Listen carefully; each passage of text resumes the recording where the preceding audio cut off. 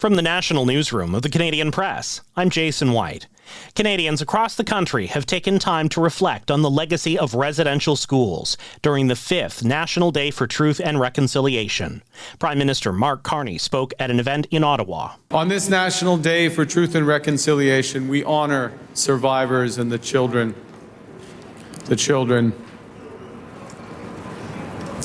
who never returned home. We reflect on the devastating legacy of the residential school system. Some 150,000 children were snatched from their homes and forced into the residential school system between 1857 and 1996.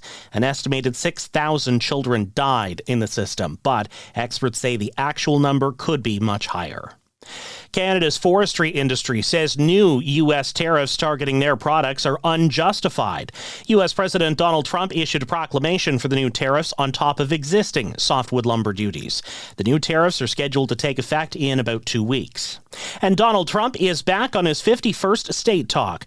The U.S. president resurrected the comment while talking about his so-called Golden Dome missile defense plans to military officials. Hundreds of U.S. military generals and commanders were abruptly summoned from their postings around the world for the unprecedented gathering today at a U.S. Air Force Base in Virginia. President Trump, in remarks to high-ranking military leaders, made clear he sees their job as not only protecting the U.S. from threats abroad, but also what he repeatedly referred to as a domestic enemy in American cities. He declared there's a, quote, war from within. This is going to be a big thing for the people in this room because it's the enemy from within.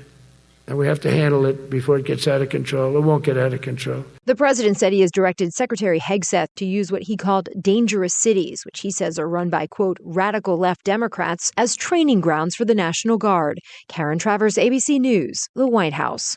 Meanwhile, the U.S. has asked Canada to sell President Donald Trump's new Middle East peace plan to other countries. Prime Minister Mark Carney calls it a historic plan and urges all parties to help realize its full potential. Hamas is said to be reviewing the plan but has yet to respond. This summer's prolonged Atlantic Canada drought has dealt a costly blow to the Maritime's wild blueberry growers. New Brunswick's harvest was down 70% from the 3-year average. Nova Scotia's haul down 55%. Some blueberry farmers are thinking about selling their land and want government compensation.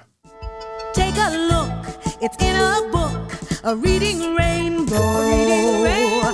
After nearly 20 years, the beloved long-running children's series Reading Rainbow is back. Librarian and literacy advocate Michael Threets steps into the shoes of original host LeVar Burton. The new episodes will be on the Kidsico YouTube channel, with the first of 4 episodes dropping Saturday morning. This is the Canadian Press. In sports, one of the biggest rivalries in sports opens a new chapter today as the New York Yankees open a best-of-3 MLB wildcard series against the Boston Red Sox. The winner of the series will face the Toronto Blue Jays in an American League Division Series. And the Jays are getting ready with 2 intra-squad games this week. The informal scrimmages will last 4 to 5 innings tomorrow and Thursday at Rogers Centre. Toronto earned a break through the wildcard round of the playoffs after finishing the regular season atop the American League standings. Former Montreal Canadiens forward Max Pacioretty has retired after 17 seasons. He spent 10 of them in Montreal, including 3 as captain. He spent last season in Toronto. And Canada defender Moise Bombitos returned to the men's national soccer team roster for a pair of games next month. Canada hosts Australia in Bombitos' hometown of Montreal October 10th, before facing Colombia on October 14th in New Jersey. From the Canadian Press, I'm Jason White.